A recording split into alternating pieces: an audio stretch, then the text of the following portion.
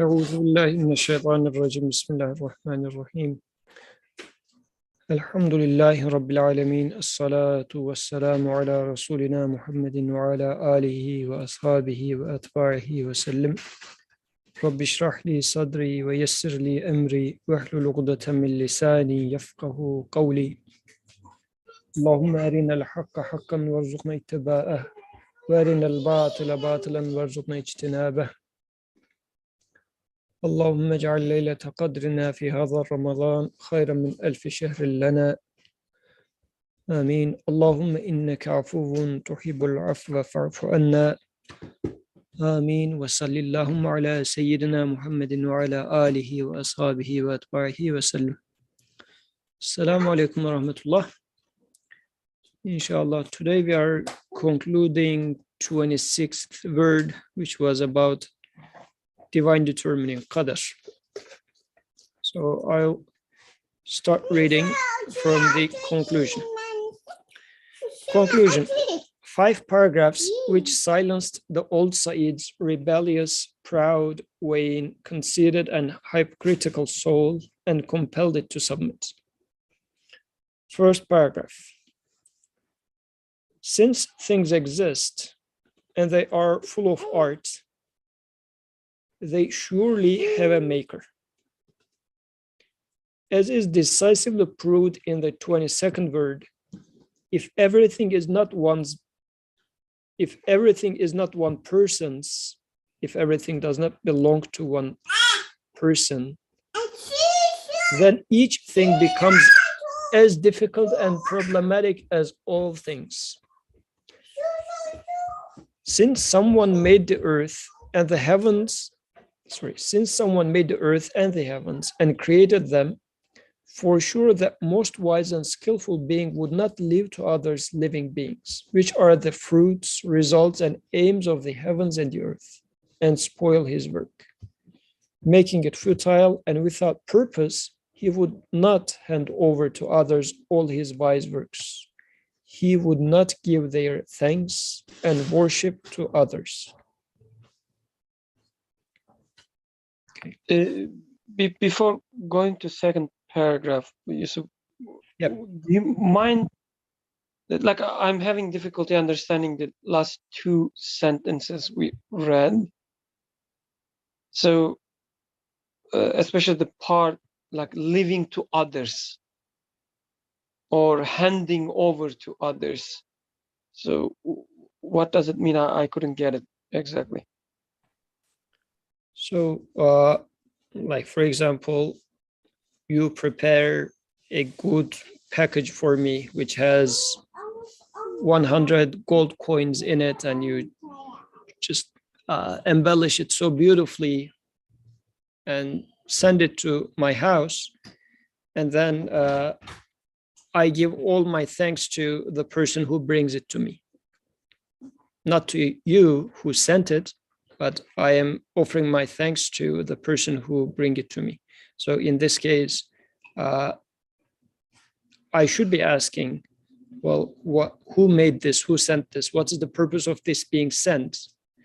But instead, what I did is I simply said, well, I took it from this delivery guy. So this is where I take it from. So my thanks goes to that person. You wouldn't let this happen. You would show up in the doorstep and tell me that's what's going on. This is not how it's supposed to be. Make sense? Oh, it does, like for this last one. But the first one, it says, like it's not talking about thanks. Since someone made the earth and the heavens and created them, okay, for sure that most wise and skillful being wouldn't leave to others living beings, which are the fruits, results, and aims of the heavens and the earth, and spoil his work. So what is it being left to others?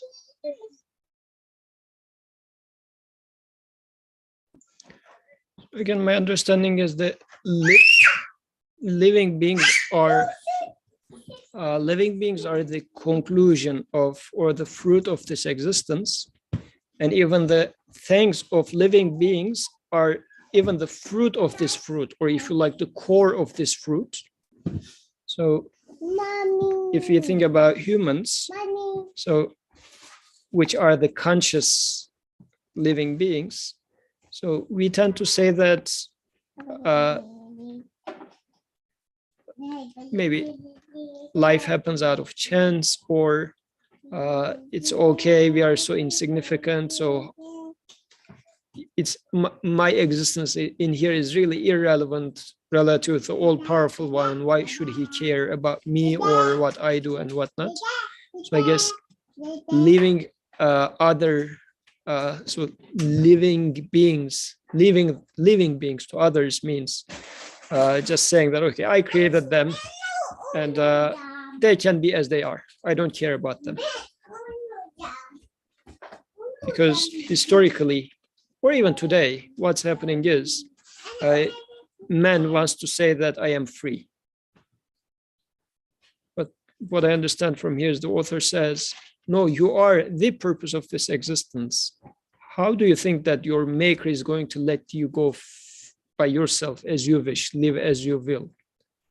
He wouldn't let you become slaves of your desires or slaves of whatever. He wants you to be abd of himself. Okay, now makes sense. So I was thinking to these two sentences separately. I guess that was the problem. Now listening to you, it makes more sense. And so I was asking to myself, like, it doesn't mean anything like living me to other causes, for instance, because it's not possible. So why authors would say something like that, like, I created, the universe, and then left the creation of living beings to other forces. So, and the author is saying that he wouldn't do that, as if it is a possibility, but he wouldn't choose.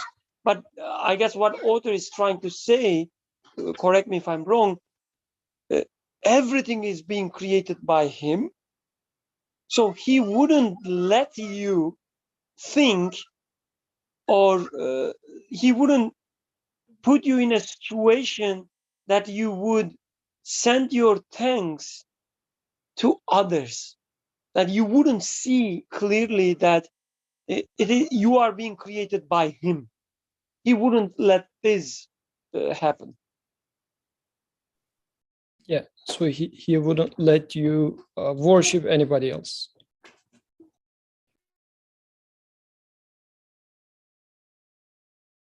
And as you said, as you were closing, like the closing remark, he also wouldn't let you try to find truth by yourself as well. He, this is, I think, what you were pointing to right at the end. He will send message and messenger to you to make you find the truth as well, right? I think so. Yes, like, I mean, he doesn't say it, but implicitly, I guess this is what's meant. Yeah. Okay. So in terms of the structure of the paragraph, again, the author started with the existence.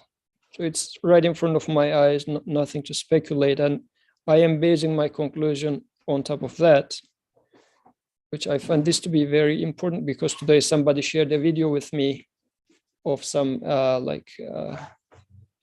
atheist group, and they were talking about the idea of God is so unrealistic because we are trying to explain the existence of things out of nothing, and then you are putting another thing, which is God, who creates things. So, and says, well, it's just infinite regression. Another thing, you put another thing before this thing. So it doesn't make any sense, was their conclusion. But definitely they are putting the, they are starting in the wrong direction. But the author in here says, no, I look at what is existing and I'm going to base my conclusion on top of that. So things exist and they are full of art, then there must be a maker. What this maker is like, I don't know. I don't make any comment about that either. Just such a maker must exist is my conclusion. So this one sentence is so strong, is what stands out to me. I know this is too much of a repetition for the people now here in this room, but really that single sentence was such a deal breaker for that entire 25-minute video. That single sentence just trashes it from the very beginning. Okay. Yeah, and in this part of the paragraph, the author is giving the reason why he wouldn't let others. So as is decisively proved in the 22nd word, if everything is not one person's, then each thing becomes as difficult and problematic as all things. And this is actually, again, reminds me of the very beautiful lesson that Yusuf alayhi salam gives to his friends in the prison. So the friends are asking him about interpreting a dream, and he brings the conversation to Tawheed, and in there he makes that point. He says, which one is easier, like multiple governors for a single thing, or one all absolute Wahidul Qahhar, powerful creator? Which one is easier? So it's also a very beautiful example of how to think, how to communicate. Anyways, so since someone made the earth and the heavens and created them, for sure, the most wise and skillful being would not leave to others living beings, which are the fruits, results, and aims of the heavens and the earth, and spoil his work. Making it futile and without purpose, he would not hand over to others all his wise works. He would not give their thanks and worship to others. Okay, any comments about that?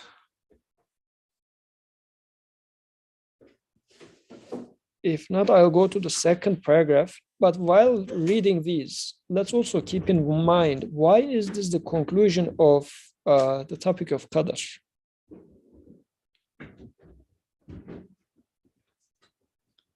Like, for example, this first paragraph, how is it becoming a conclusion of Qadr?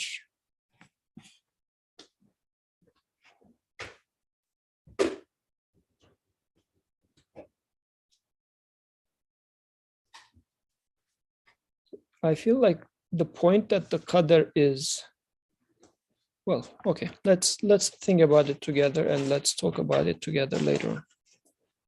I think we need some time on that. Second paragraph. O my conceited soul, you resemble a grape wine. Do not become proud. The wine itself did not attach the bunches of grapes. Someone else attached them.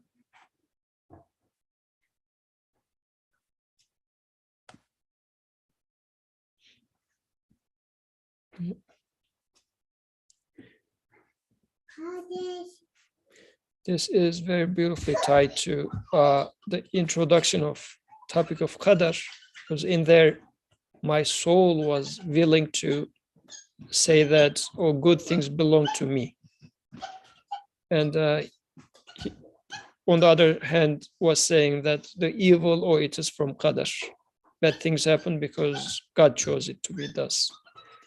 But now, Zainab, but the author was saying it the other way around.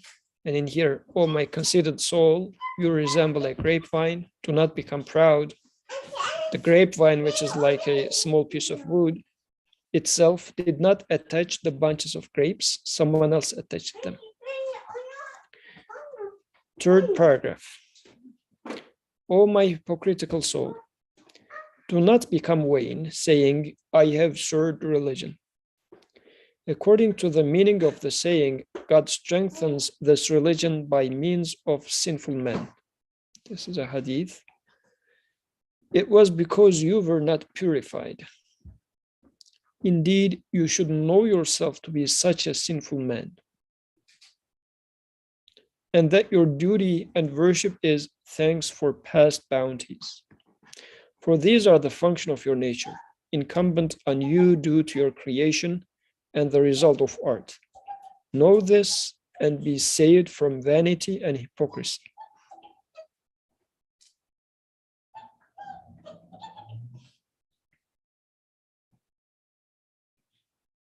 No comments are coming, so I'll keep reading, I guess,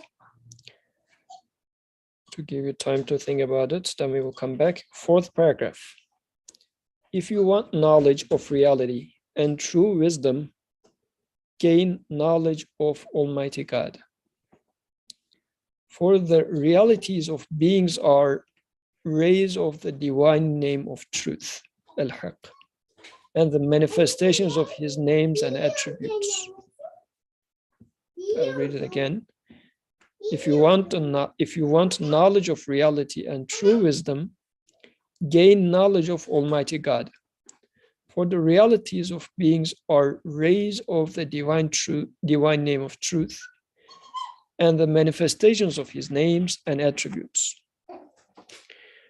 The reality of all things, whether physical, non-physical, essential, non-essential, and the reality of all human beings is based on a name and relies on its reality.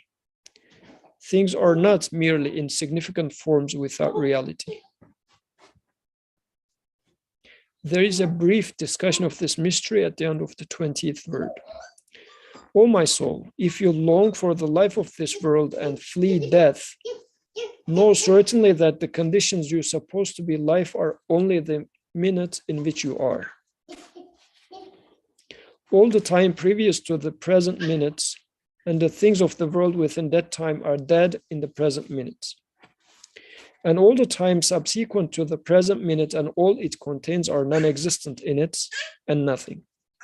That means the physical life on which you rely is only 1 minute. Some of the learned even said it was a tenth of a minute, rather the passing instant.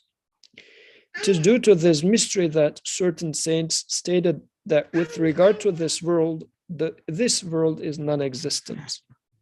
I'll reread this sentence. It is due to this mystery that certain saints stated that with regard to this world is non-existent. Since it is thus, Ashun, would you like me to finish reading, or you can comment now if you like? It doesn't matter. You can finish reading. Okay. Since it is thus, give up the physical life of the soul, rise to the level of life of the heart, spirit, and inner faculties. See what a broad sphere of life they have.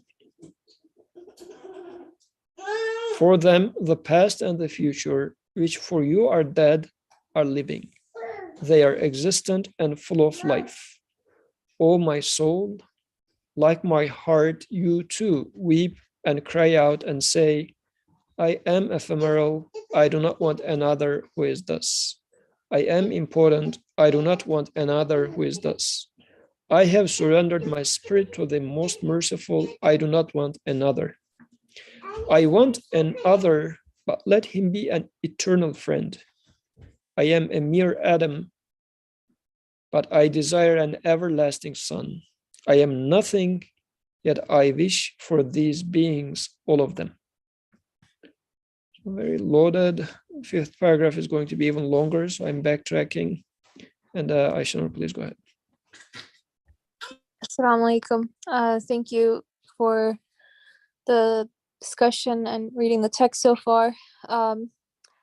I don't think I have a comment yet on the part that you just read. I think I need to reflect a little bit more on that, but I was just thinking about some of the previous paragraphs and, in this text so far, of which we're reading the conclusion, we've talked quite a bit about, the topic being divine determining and choice. And I recall, in particular, Brother Suhail mentioning that I can't absolve myself of choice, right? Nor can I absolve myself of the causal relation connected to my choice. But yet the reality of divine determination, the reality of qadar, right?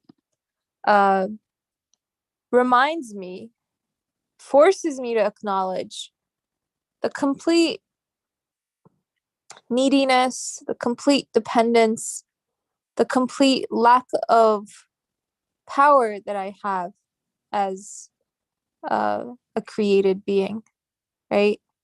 That, this is something that many people repeat, that we repeat, that we've talked about, that I cannot claim ownership over any goodness coming from my actions, coming from the choices that I make, but that I am in fact completely responsible for any of the destruction that comes from the choices I make. And I just see these paragraphs reminding me that, in that beautiful imagery of a grapevine, even, that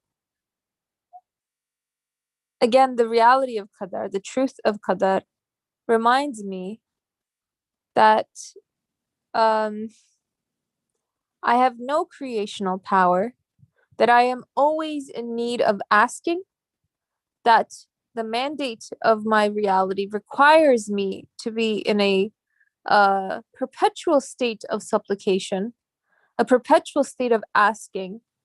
And that asking in turn reminds me that the only thing I can do is ask, and that I am in continuous, constant need of one who answers, and one who responds, and one who creates and gives for me, and one who sustains and provides. And so,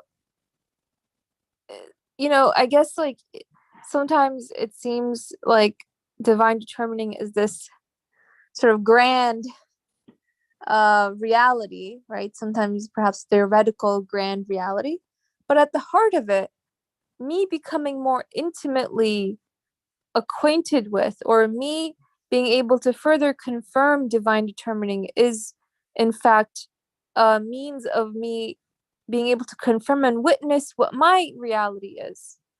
That I am completely impoverished, right? That I am completely dependent. And that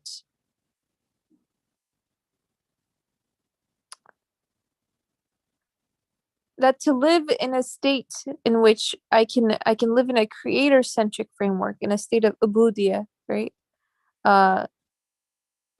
Rather than a self-centric framework, eases away all of my pains, eases away all of the demands on me, right? That I have needs, that I have desires, but that I can never fulfill those needs or those desires of both myself and others. But that the path for my contentment, the path for my happiness is dedicated, is structured upon my asking, and my communicating, my being in dialogue with my creator. So yeah, I mean, these are some of the thoughts that these last few paragraphs inspired in me. Jazakallah khair.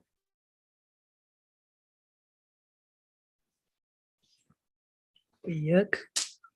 Thank you for comments.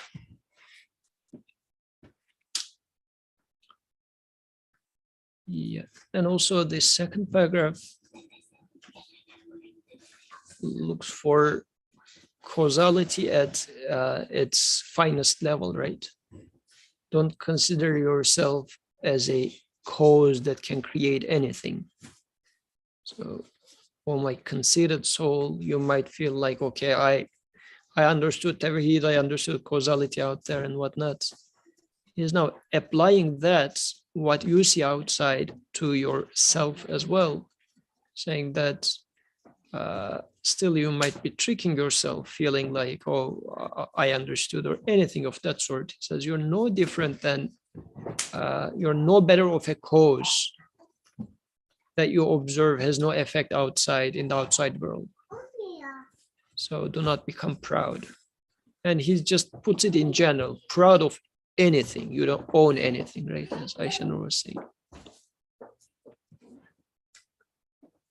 So then he brings up the topic of the third paragraph. Like the second paragraph is in general, and in 18th word, actually, he is studying this topic in a bit more depth. It's a very beautiful text.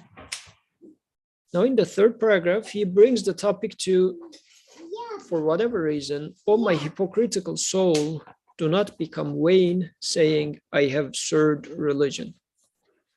Because this is now a specific type of, if you like, vain. Because the second paragraph, like the first paragraph was talking about Tawheed in general. Second paragraph was specifically now addressing my ego, saying that you might find Tawheed for the outside world, but you need to generalize it to the self as well. You shouldn't be attributing any existence in your inner world as well. But now comes a third paragraph, as if now we are fine-tuning it further, saying that like service to the religion, are you going to attribute it to yourself? Because now it's not that I am attributing how beautifully I cook food, but now it is attribution of service to the religion. And then his answer to that is different, though. Because the second paragraph's answer should have been enough for that as well. Why is he going with this third specific aspect is being my question. Because you could have said that, or service to the religion, it is you are a wine, you are a grapevine, do not become proud, and it should be fine. Let's reread it again. "O my hypocritical soul, do not become vain, saying, I have served religion." According to the meaning of the saying, God strengthens this religion by means of sinful men, it was because you were not purified. The translation is a little off here, I feel like. Brother Birkan, do you have the text open in front of you? If you give me just a second, yeah. If it's open, play. So yes. Also open it, Brother Birkan. Also, it's the same thing, but it says like in. So I think the issue is. Go ahead, please. You go ahead. Yeah, go ahead. No, I would say, according to the meaning of the saying, God strengthens this religion by means of sinful men. Let's put a stop there, and like it's more like consider the meaning of saying God strengthens this religion by means of sinful men. The same way, because you are not purified, you should know yourself to be such sinful men. Yeah, so the sentence should start from here, right? So let's put a full stop after here. Yes, exactly. According to the meaning of the saying, since you were not purified, you should consider yourself to be such a sinful man, right? Yes. Okay. So according to the meaning of the saying, God strengthens this religion by means of sinful men. Since you were not purified, since you are not purified, you should know yourself to be such a sinful man, and that your duty and worship is thanks for past bounties.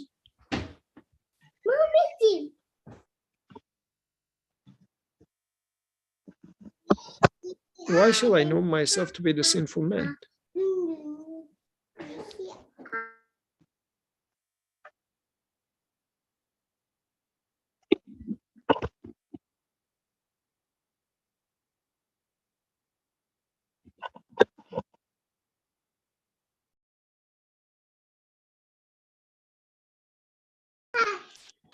Yes, Brother Brigham. So, like, this is not a full answer to your question why this third paragraph is there, but I feel like the purpose of this paragraph is to remind us the universe, the creation is built upon the. So what we see in the creation is there are needs, and these needs are satisfied. So this is how you should be looking at things. So if you have, let's say, wisdom, meaning you experience wisdom in you, you should look at it in a way that, oh, I needed wisdom, hence it was given to me. So through wisdom, I know my creator, and knowing my creator through wisdom best fits to my, let's say, character. Hence, the wisdom was given to me. If somebody else was not given wisdom that much, let's say, it is because the person didn't need wisdom as much as you did. The same way, if you see yourself acting in the like a service of the religion, if you find yourself doing service for the religion, it is because you needed it. You were sinful, you were not purified, hence all these, the service to religion given to you so that it helps you to be purified. So everything in creation, including your service to religion, is a response to a need. So you shouldn't attribute things to yourself, but you should see them as given to you to satisfy some needs that you had or have.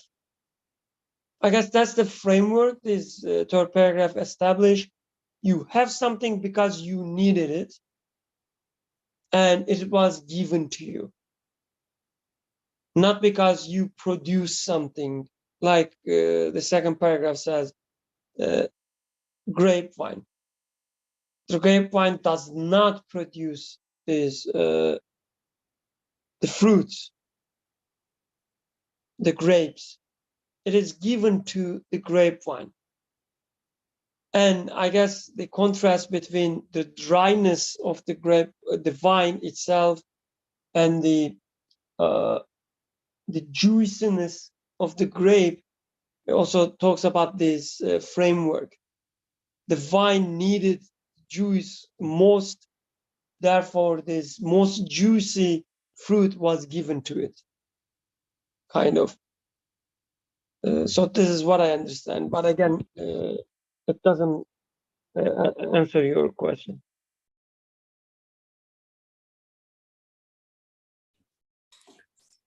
So when reading it, I asked the question, how do you know, O author, that I am not purified?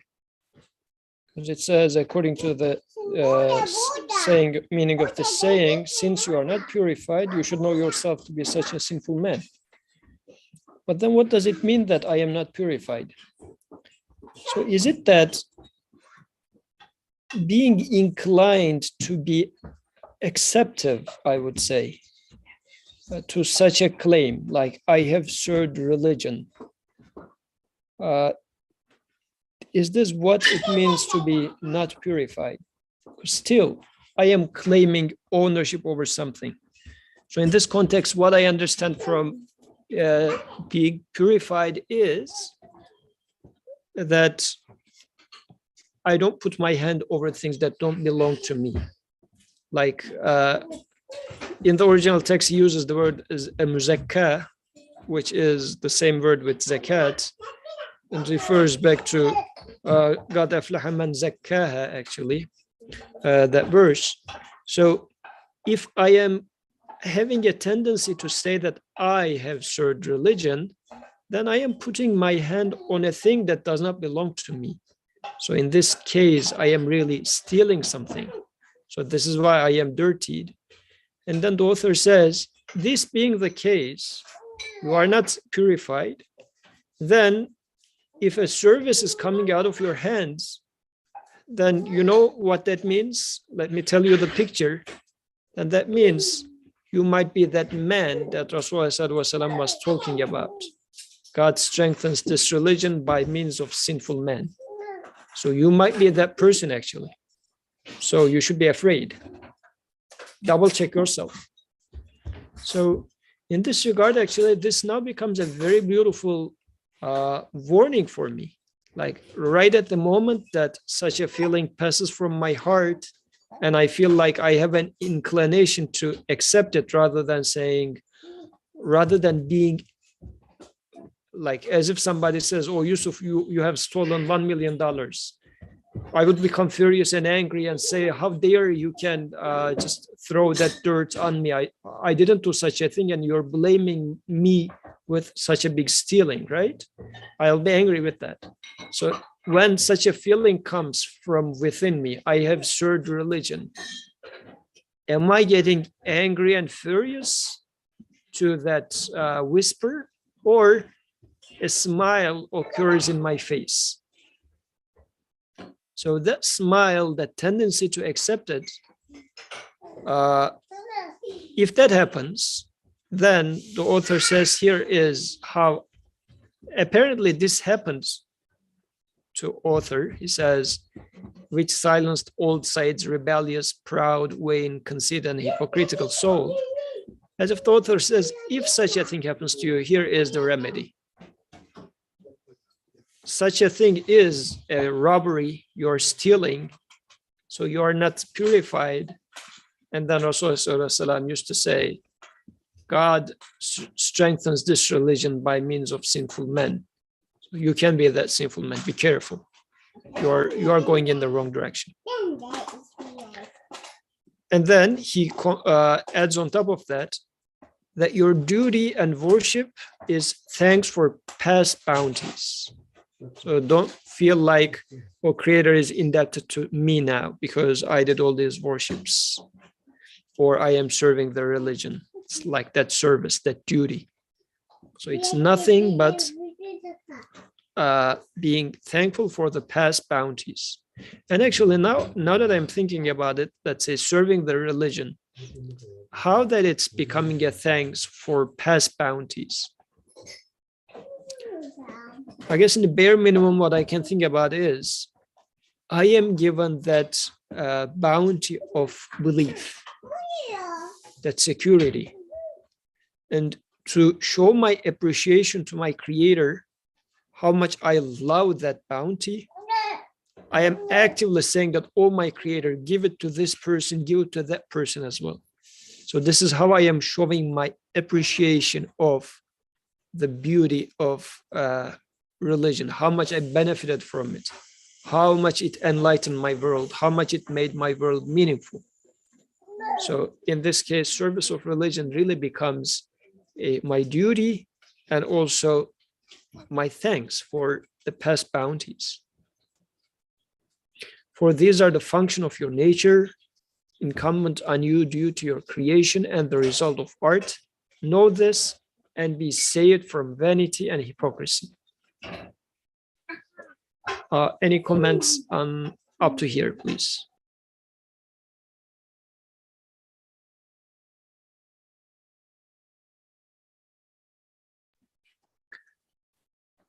Okay, since there's no comments, I go with the fourth paragraph, which is a little long. Fourth paragraph, if you want knowledge of reality and true wisdom, study philosophy, is not what the author says. If you want knowledge of reality and true wisdom, gain knowledge of Almighty God.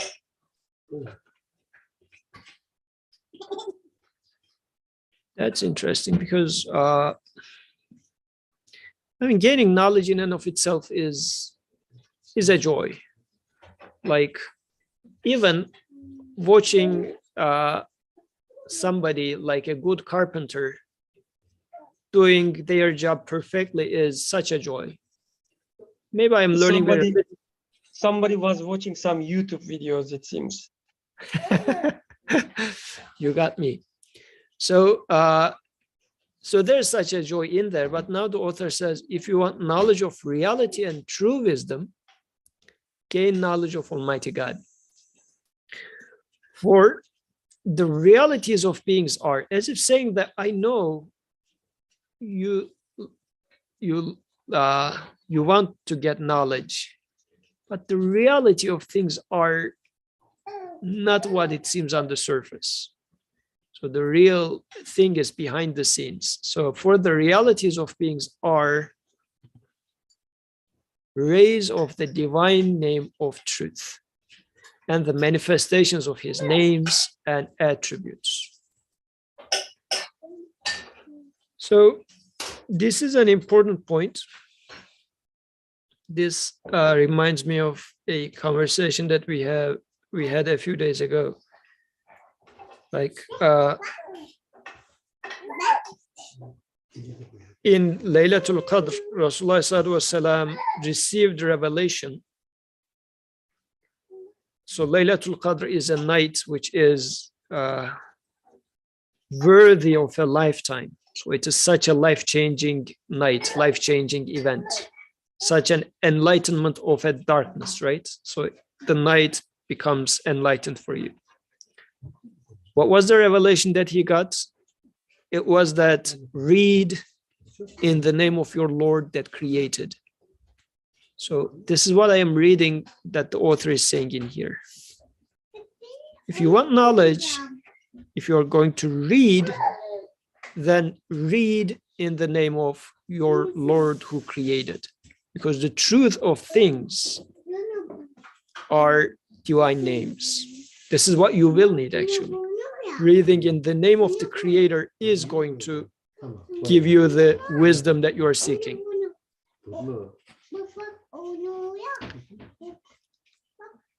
Brother Bikram, please go ahead.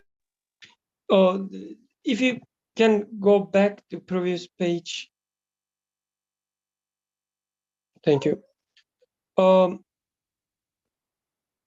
So I know it is translated as knowledge and gaining knowledge, but I was looking at the original.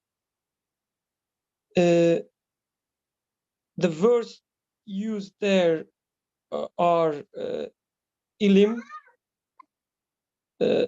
can be maybe translated as knowledge, but I guess the knowledge has the connotation that when you read Wikipedia, for instance, you gain some knowledge.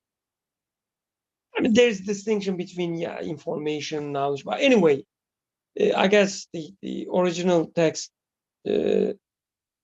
easier to understand in that regard what is really meant. So author definitely is not talking about collecting some information or about knowing something. The words are like the hikmet, the wisdom, and then gaining knowledge is marifet, like arif, getting acquainted with something, like getting, like increasing your, let's say, having a maybe better understanding, better relationship with someone or something, getting more familiar with something. So gaining knowledge in that sense is, I think it's not like, memorizing his names or his attributes, and then again memorizing certain things about him. So for instance, gain knowledge about Prophet, let's say.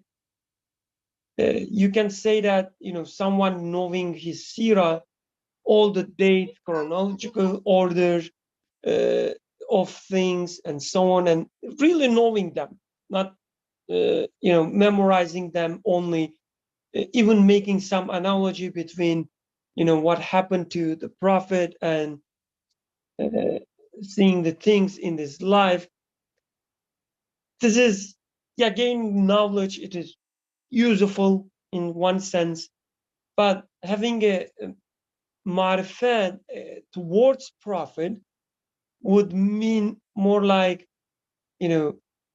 trying to understand him, having an image of him in your life, in your mind, talking to him, asking to him what is right, what is wrong, and so on. I guess the same way gaining knowledge of Almighty God, or gaining Marifatullah, is more like seeing his names everywhere around you, seeing how trees and your body, everything about you, everything in your life, glorifying him, and being attracted towards him, trying to understand everything, as you said, Yusuf, in the name of him.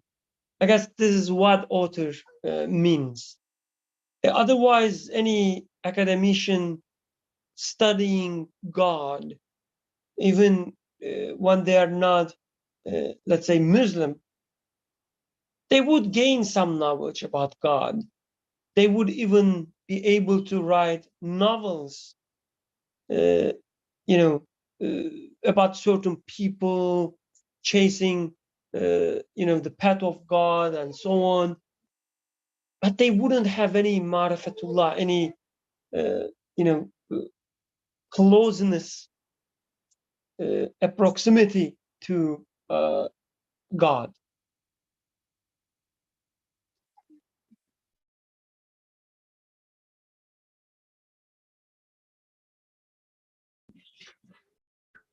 Thank you. Yeah. If you want knowledge of reality and true wisdom, gain knowledge of Almighty God. And this is also important in the sense that whenever I am troubled, I am not able to make sense of things. This sounds, of course, very philosophical, probably. But if we put it into context, such as, why did such and such treated me like that? Or I was so kind of a person, why am I being mistreated? Or why am I having this sort of a relationship with my parents or with my kids? So like, as those, if like, real tangible hardships in life pile up, and I am tired of fighting on the surface, just saying that, oh, he told me this and I responded like that. And then, I mean, this back and forth, which doesn't really solve anything on the surface, you just fight for nothing. It doesn't take you anywhere. Why is that happening? The true wisdom behind that. If this is what you're looking for, gain knowledge of Almighty God. So rather than trying to see it as a back and forth between me and that other person, so see or try to gain the knowledge of Almighty God, because the realities of beings, the reality of that person mistreating you, or the reality of you being upset with your child or your parent being upset with you, are the rays of the divine name of truth and the manifestations of his names and attributes. This is why it is there. And without looking at it from that perspective, without reading it in the name of the Creator, if I try to read it in the name of my parents or my child or that unfaithful friend, then I'm not going to find any satisfactory answer to my quest. And I'm going to be left in darkness. The reality of all things, whether physical, non-physical, essential, non-essential, and the reality of all human beings is based on a name and relies on its reality. Things are not merely insignificant forms without reality.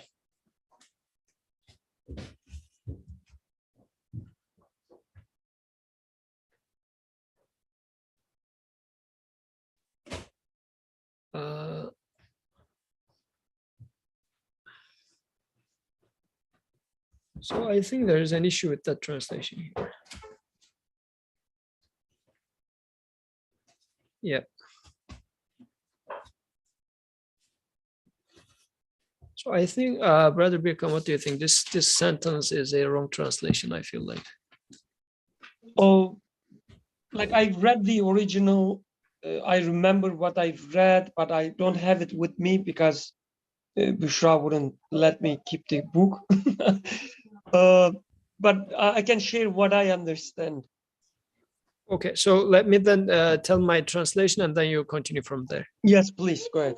So he says, the reality of all things, whether physical, non-physical, essential, non-essential. And for Suhail, I can put the Arabic words in here as well.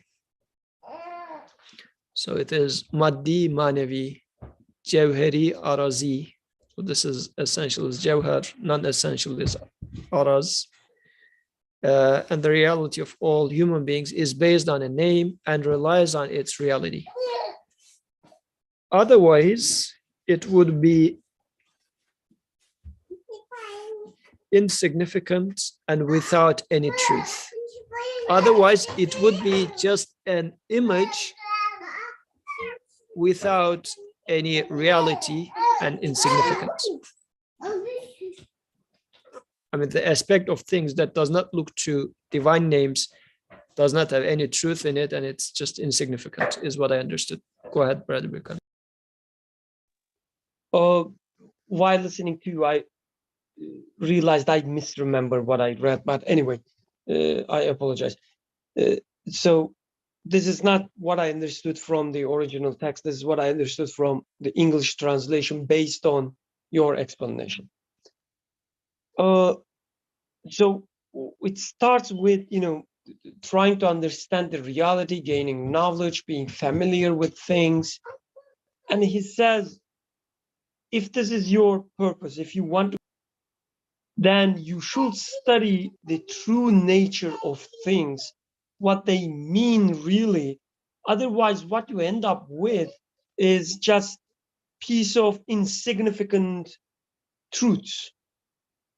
So, like, you would be like a librarian who does not read the books, just counting them. I have that many books, that type of books on that shelf, other type of books on another shelf, and so on. So things will become insignificant in every aspect. And I guess this is extremely important what author is telling us, because we all inclined to, gain wisdom one way or another. We value things. An author says, if you are only interested in what is in front of your eyes, that you are interested in beauty in a very, primitive sense. You are interested in meaning in a very primitive sense. Then things will become insignificant. Even if you gain knowledge, it wouldn't help you at all. They will leave you the next moment, and you will, be left empty-handed. You won't find any value in things. You will not find your wisdom. But instead, if you go beyond what you see and try to understand what is going on in life, what's happening to me, then things become meaningful and valuable. They will become significant, and they will not leave you next moment. That's what I understood.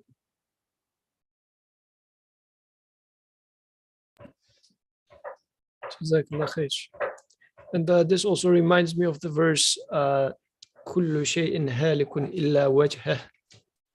So everything perishes except that which looks to him. Like all the faces of things that does not look to him will perish. And this is what I understand from the author saying. The true meaning of things is as on the face that looks to the creator, which are divine names, everything else perishes. And he's going to explain more this here. There is a brief discussion of this mystery at the end of the 23rd. And now, O my soul, if you long for the life of this world and flee death, know certainly that the conditions you suppose to be life are only the minute in which you are. All the time previous to the present minute and the things of the world within that time are dead in the present minute. Now they don't exist, they're gone. And all the time subsequent to the present minute and all it contains are non-existent in it and nothing, they don't exist. That means the physical life on which you rely is only 1 minute. Some of the learned even said it was a tenth of a minute, rather the passing instant. It is due to this mystery that certain saints stated that with regard to this world is non-existent. So if we read the flip side of it, with regard to the creator, this world exists, in which case, with regard to the creator, this world becomes manifestations of divine names.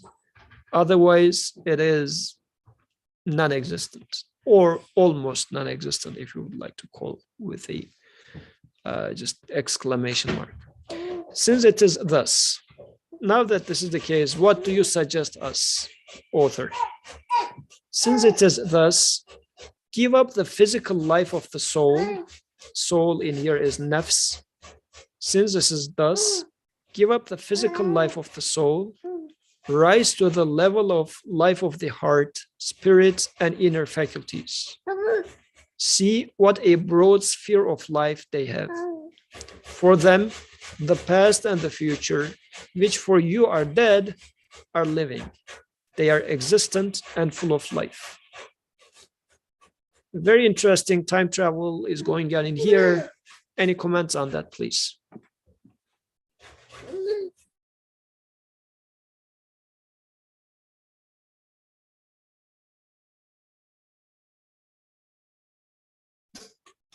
Brother Birkan? So I think what author says in nutshell, that in life you will find everything is leaving you, and you are left alone if you just look at the things in their names. Like your child will leave you, your husband, your wife will leave you, your parents will leave you, because they are present only within this minute. The next minute, they will not exist. Or at least for you, they are not existent now in future. And everything you lived in past, it's gone. Your childhood, your funny moment, your fun moments with your brothers, sisters, your friends, everything is gone. Your child is so cute, but the next moment, not cute anymore. And the cuteness of your child is gone. And this is the reality we live. And we try to find, solutions to them.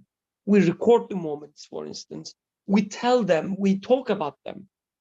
Every time we, call our friends or talk our friends, we mention these cute moments of our children. We say, oh, do you know what Zainab did yesterday? Oh, do you know how Ali or Bushra or, whatever the name of the child did yesterday or this morning?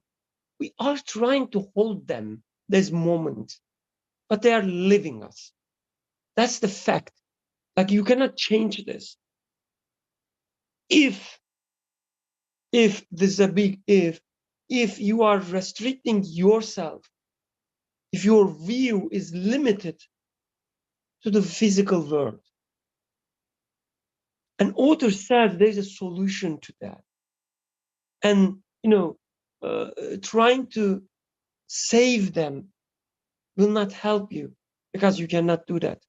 But what you can do, you can try to see what is behind them, behind this cuteness, behind this wealth, behind this the wisdom that you experience. Whatever you experience, there's a meaning behind them. There is a name of God talking to you. If you give up to the physical life, give up the physical life of the soul, your nafs want to see this physical thing in front of you, my child. To my nafs, it's just these bones, meat, blood, and some brain. This is the only thing I see. But if I give up this and say that, no, my creator is creating in front of me this cuteness. He's showing me his beauty, not Bushra's beauty, his beauty. If I see that, I'm not worried about losing it anymore, because I know this beauty is manifested everywhere, in me as well, in another child, in another moment of my child. It will be there constantly. So I should rise to the level of life of my heart, spirit, inner faculties. I should see the beauty there, not my child. And if I reach this broad sphere of life, then I'm saved. Then my past, my future, they becomes alive for me.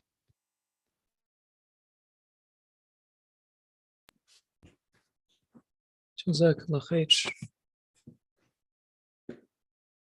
Okay, I'm looking if there are any other comments. We are end of our time, but I would like to read the 5th paragraph and end it there, inshallah. 5th paragraph. This paragraph occurred to me in Arabic, and so it was written thus. Also, it recalls one of the 33 degrees of reflection in the recitation, God is most great. Of course, here it is again translated into English, but in the original, he does not give a Turkish translation. It just writes Arabic. So I'm reading the English translation here. God is most great, Allahu Akbar, the eternal, all-knowing, all-wise, most generous, most compassionate, all-beauteous, the inscriber, the pre-eternal. These are the divine names, Allahu Akbar. إذ والقادر العليم الحكيم الكريم الرحيم الجميل النقاش الأزلي الذي ما حقيقة, then continues. What is the reality of the universe in its entirety, and in its parts, and in its pages and levels? And what is the reality of beings altogether and singly in their existence and continuation? But what are they but the lines of the pen of his determining and decree? Very beautifully. But the lines of the pen of his determining and decree, and his setting in order and determining with knowledge and wisdom. This reminds me of Allama bil Qalam, and now says, what is the reality of things? They are nothing but the lines of the pen, or the drawings of the pen of his divine determining and decree. So the Creator teaches you through creation. This is what it boils down to. But the lines of the pen of his determining and decree, and his setting in order and determining with knowledge and wisdom. And what are they but the skillful inscriptions of his knowledge and wisdom, and regulating and forming with art and favor? the adornments of the shining hand of his art and favor, and embellishing and illuminating with grace and munificence, the flowers of subtleties of his favor and munificence, and making known and loved with mercy and bounty, the fruits of the effusions of his mercy and bounty and pity and compassion, with beauty and perfection. It keeps going. What are they but the flashes and manifestations of his beauty and perfection through the testimony of the transience of the mirrors and the ephemerality of the places of manifestations and the permanence of that transcendent eternal beauty and its constant manifestation and appearance through the passage of the seasons, centuries, and ages, and the perpetual bestowal of bounties throughout the passage of the creatures and days and people. Indeed, a perfect work points to one possessing intellect who performs a perfect act.